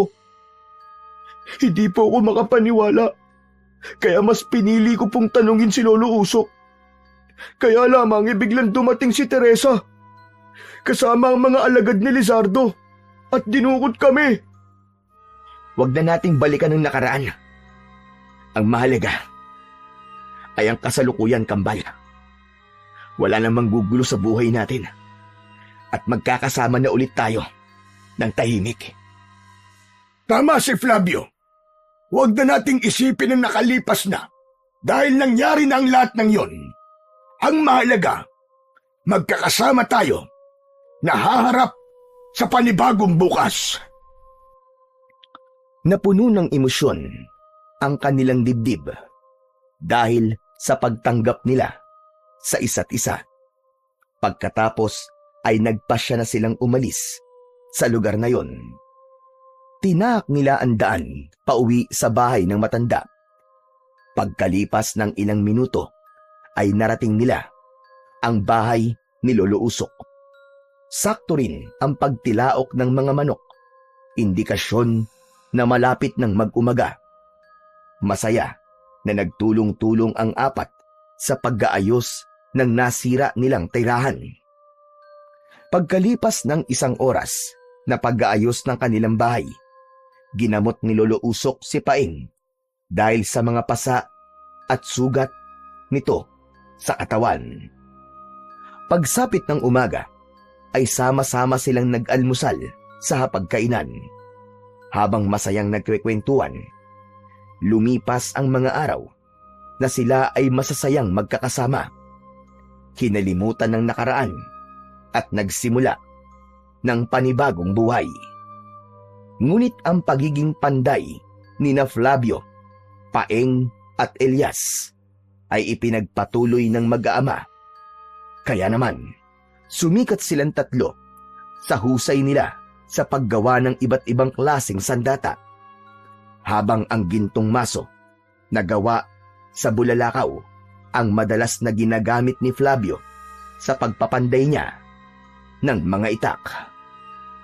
Ang buhay ng tao ay puno ng karanasan. May saya, lungkot, at may mahirap na hindi madaling kalimutan. Sa bawat paglalakbay, dala natin ang bigat ng nakaraan. Subalit, kung patuloy tayong nakakulong sa mga alaala ng sakit at pagkakamali, hindi natin matututunan kung paano magpatuloy sa buhay. Ang paglimot sa nakaraan ay hindi nangangahulugang burahin ito. Sa halip, ito ay pagtanggap sa tapos na at wala na tayong magagawa upang baguhin pa. Dahil kahit immortal o tao pa, kailanman ay hindi na mababago ang nakatakda. Walang ibang mananaig kundi ang kabutihan, at kailanman ang kasamaan ay hindi mangingibabaw. Palaging may katapat na parusa ang sinuman na magkakasala sa ating dakilang lumikha.